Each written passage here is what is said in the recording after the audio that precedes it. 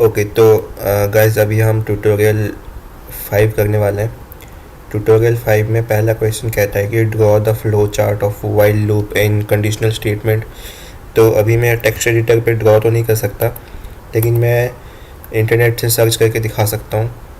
ये एक सिंपल सा फ्लो डायग्राम है वाइल लूप का। तो वाइल लूप में क्या होता है कि जब वाइल लूप एग्जीक्यूट होता है तो सबसे पहले कंडीशन चेक होती है। अगर वो कंडीशन का जो आउटपुट, कंडीशन सॉल्व करने के बाद जो आउटपुट आता है, अगर वो ट्रू है तो वो लूप के अंदर घुसते हैं। लूप के अंदर जितने भी स्टेटमेंट है, स्टेटमेंट 1, स्टेटमेंट 2, स्टेटमेंट n तक एग्जीक्यूट होता है। फिर एग्जीक्यूट होने के बाद फिर चेक करते हैं कि कंडीशन ट्रू है, स्टिल ट्रू है कि फॉल्स है।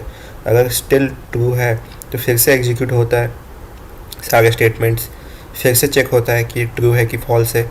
एवरी मतलब हर एक बार जब स्टेटमेंट एग्जीक्यूट होता है तो फिर वो चेक कर रहा है कि ट्रू है कि फॉल्स है। अब जब जब आखिर में जब कंडीशन फॉल्स हो जाएगा तो वो लूप से बाहर आ जाएगा और एंड हो जाएगा वाइल लूप। ठीक है, ये फ्लो होता है वाइल लूप का। अब सिंटैक्स ये होता है कि वाइल कंडीशन होता है ब्रैकेट में, फिर स्टेटमेंट्स होते हैं जो कि इंडेंटेशन फॉलो करके लिखे जाते हैं। स्टेटमेंट 1, स्टेटमेंट 2, कोई भी स्टेटमेंट हो सकता है। अब इसमें कैच ये है कि स्टेटमेंट के अंदर हम जो आइटरेटर या फिर जो काउंटर होता है लूप का, उसके ऊपर कुछ ऑपरेशन हो सकता है जो कि कंडीशन जो लिखा है उसको वेरी करा सकता है, कि वो उसको ट्रू या फॉल्स को अफेक्ट करा सकता है। इसीलिए वो चेक करता है हर एक बारी। ठीक है, ये हो गया while loop. So I guess question number 1 हो गया। अब क्वेश्चन नंबर 2 देखते हैं। क्वेश्चन नंबर 2 एक सिंपल सा कोड स्निपेट है। i = 1 से i को इनिशियलाइज किया जा रहा है। फिर वाइल के अंदर कंडीशन चेक की जा रही है i = 1। i = होता है कंपैरिजन ऑपरेटर। अब चेक कर रहा है कि i का वैल्यू अगर 1 है तो प्रिंट i कर दो, एल्स कुछ नहीं। ठीक है, तो यहाँ पे हम देख सकते हैं कि i का वैल्यू जो है वो 1 है। अब इसमें क्या चाहिए कि अगर मैं इसको एग्जीक्यूट कराऊंगा तो ये इन्फिनिट लूप तक चलेगा, इन्फिनिट नंबर तक चलेगा, बिकॉज इसमें कोई फॉल्स, मतलब लूप को रोकने के लिए कोई फॉल्स नहीं होगा स्टेटमेंट। ये स्टेटमेंट हमेशा ट्रू ही रहेगा। तो इसको मैं रन नहीं करने वाला हूँ, लेकिन ये प्रिंट 1, मतलब 1 जो है वो 1 प्रिंट होने वाला है यहाँ पे। ठीक है, तो इसका जो आउटपुट होगा 1 टिल इन्फिनिटी। ठीक है, अगर आप इसको रोकना चाहते हैं तो हम एक काउंटर लगा सकते हैं या फिर ब्रेक यूज़ कर सकते हैं। ठीक है, अगर हम ब्रेक यूज़ करेंगे और उसको रन करेंगे तो ये एक बार प्रिंट होगा 1, फिर रुक जाएगा ये। ठीक है, ऐसे। Moving on to the next question. String equals to bandit. String को इनिशियलाइज करा है बैंडेट लिख के कैपिटल्स में। फिर for letters in string print letter end x. Okay, तो इसमें क्या होगा कि जब मैं कोड कर लेता हूँ साथ ही साथ। s = बैंडेट और फिर फॉर i in s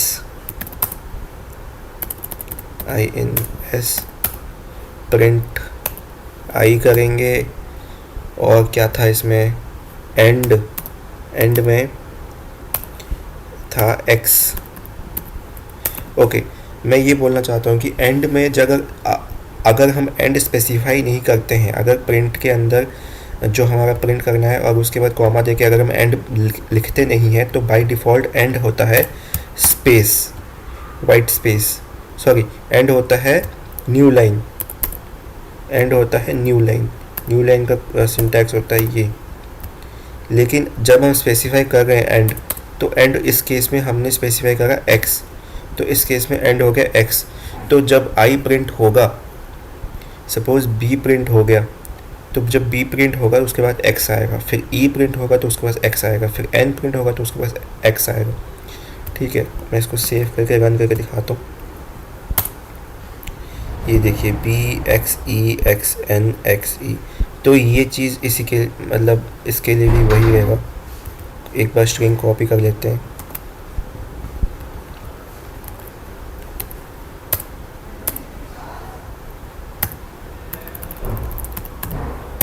और जब हम इसको सेव करके रन करेंगे तो बस कैपिटल में आ जाएगा। ठीक है, ये है इसका सॉल्यूशन। ओके, नेक्स्ट क्वेश्चन में देखते हैं। ओके, तो क्वेश्चन नंबर 4 क्या कहता है? क्वेश्चन नंबर 4 में num 1 equals to 17, num 2 equals to -12 से इनिशियलाइज कर रखा है। फिर वाइल लूप के अंदर कंडीशन दे रखा है कि नम 1 ग्रेटर देन 5 होना चाहिए एंड साथ ही साथ नम 2 स्मॉलर देन -5 होना चाहिए। जब ये दोनों कंडीशन साथ में ट्रू होंगे तब लूप के अंदर जाओ। लूप के अंदर जाओगे तो क्या होगा? लूप के अंदर जाओगे तो नम 1 इज इक्वल्स टू नम 1 - 2 हो जाएगा, नम 2 इज इक्वल्स टू नम 2 + 3 हो जाएगा। और फिर जो स्टेट होगा उनका, नम 1 का और नम 2 का जो करंट स्टेट होगा आफ्टर दीज 2 ऑपरेशन, वो प्रिंट हो जाएगा हर एक आइटरेशन के लिए। ठीक है, तो इसका जो आउटपुट होगा वो क्या होगा वो चेक करते हैं एक बार। कंट्रोल V,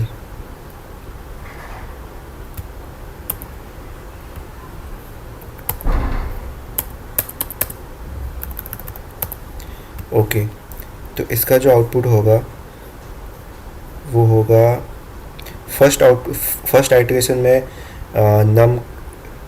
जो नम 1 का वैल्यू है वो 17 है, 17 is greater than 5 and -12 is smaller than -5। तो ये दोनों कंडीशन ट्रू है, तो लूप के अंदर घुसेगा तो नम 1 का वैल्यू -2 हो जाएगा, तो नम 1 का वैल्यू 15 हो जाएगा और नम 2 का वैल्यू हो जाएगा -9।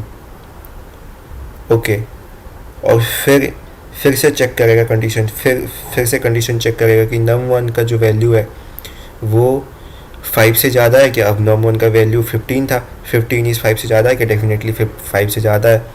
अब नम 2 का वैल्यू -9 था, -9 -5 से छोटा है क्या? छोटा है। तो फिर से लूप के अंदर घुसेगा और फिर नम 1 और नम 2 का वैल्यू अपडेट हो जाएगा, अपडेट होकर 13 और -6 हो जाएगा। ठीक है, अब जब 13 और -6 हो जाएगा फिर से चेक करेंगे कंडीशन कि 13 जो है वो 5 से बड़ा है क्या? है। और -9 और -6 जो है वो -5 से छोटा है क्या? है। तो फिर से रन होगा तो नम 1 और नम 2 का वैल्यू अपडेट होकर 11 और -3 हो जाएगा। अब फिर से कंडीशन चेक होगी, 11 जो है वो 5 से ज़्यादा हाँ है, और -3 जो है वो -5 से छोटा है नहीं। यहाँ पे ये इस वाले एक्सप्रेशन का वैल्यू ट्रू आएगा और इस वाले एक्सप्रेशन का वैल्यू फॉल्स आएगा, तो फॉल्स और ट्रू हो जाएगा। फॉल्स तो ये वाइल लूप से एग्जिट हो जाएगा। अब ये मैंने प्रिंट स्टेटमेंट जो है वो वाइल लूप के बाहर लिख दिया है। अब इसको वाइल लूप के अंदर डालते हैं और फिर इसको रन करते हैं। ओके, सेव करते हैं और रन करते हैं। ओके, 11 और -3 पे एग्जिट हो गया जैसे कि मैंने बोला था। ओके, ये था क्वेश्चन नंबर 4। अब देखते हैं क्वेश्चन नंबर 5। ओके, तो क्वेश्चन नंबर 5 में क्या कहता है? क्वेश्चन नंबर 5 में एक फॉर लूप है, for strings I'll take I, for I in BU students। Okay, BU students, यहाँ पे कुछ ऑपरेशन हो ही नहीं रहा है तो पास कर रहे हैं यहाँ पे ये स्ट्रिंग प्रिंट I।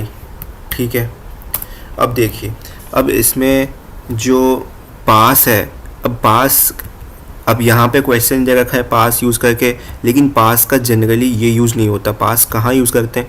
जब हम कोड लिख रहे होते हैं तो अगर हमें सपोज़ हमने कुछ फंक्शन डिफ़ाइन करा या फिर कुछ लूप डिफ़ाइन करा, अब हमें पता नहीं है कि फ़िलहाल के लिए पता नहीं है कि उसके अंदर करना क्या है, अब हम बाद में उसको एडिट करना चाहते हैं, तो उस कंडीशन पे हम पास लगाते हैं ताकि फ़िलहाल के लिए पास कर रहे हैं लेकिन हम वापस आएंगे इस पर।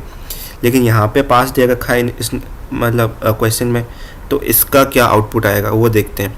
इसका आउटपुट आएगा for i in B U students. तो बी यू स्टूडेंट्स में जो भी सारे लेटर्स हैं, B U space S T U T, ये सब आइटरेट होके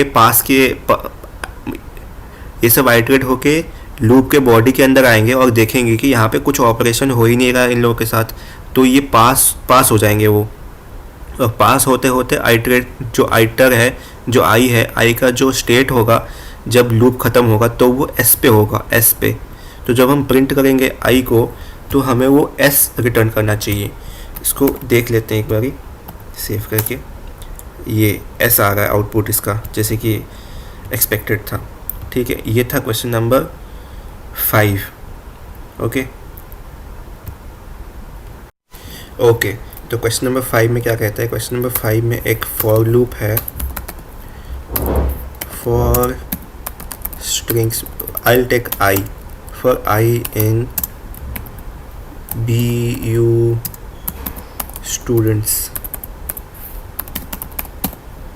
ओके, BU स्टूडेंट्स, यहाँ पे कुछ ऑपरेशन हो ही नहीं रहा है तो पास कर रहे हैं यहाँ पे स्ट्रिंग प्रिंट आई। ठीक है, अब देखिए, अब इसमें जो पास है, अब यहाँ पे क्वेश्चन दे रखा है पास यूज़ करके, लेकिन पास का जनरली ये यूज़ नहीं होता। पास कहाँ यूज़ करते हैं? जब हम कोड लिख रहे होते हैं। तो अगर हमें सपोज़ हमने कुछ फंक्शन डिफ़ाइन करा या फिर कुछ लूप डिफ़ाइन करा, अब हमें पता नहीं है कि फ़िलहाल के लिए पता नहीं है कि उसके अंदर करना क्या है, अब हम बाद में उसको एडिट करना चाहते हैं, तो उस कंडीशन पे हम पास लगाते हैं ताकि फ़िलहाल के लिए पास कर रहे हैं लेकिन हम वापस आएंगे इस पर। लेकिन यहाँ पे पास दे रखा है इस मतलब क्वेश्चन में, तो इसका क्या आउटपुट आएगा वो देखते हैं। इसका आउटपुट आएगा for i in B U students. तो बी यू स्टूडेंट्स में जो भी सारे लेटर्स हैं, B U space S T U T, ये सब आइटरेट होके ये सब आइटरेट होके लूप के बॉडी के अंदर आएंगे और देखेंगे कि यहाँ पे कुछ ऑपरेशन हो ही नहीं रहा इन लोगों के साथ, तो ये पास हो जाएंगे वो। और पास होते होते आइटरेट जो आइटर है, जो आई है, आई का जो स्टेट होगा जब लूप ख़त्म होगा तो वो एस पे होगा, एस पे। तो जब हम प्रिंट करेंगे आई को तो हमें वो एस रिटर्न करना चाहिए। इसको देख लेते हैं एक बारी सेव करके। ये एस आ रहा है आउटपुट इसका, जैसे कि एक्सपेक्टेड था। ठीक है, ये था क्वेश्चन नंबर 5। ओके।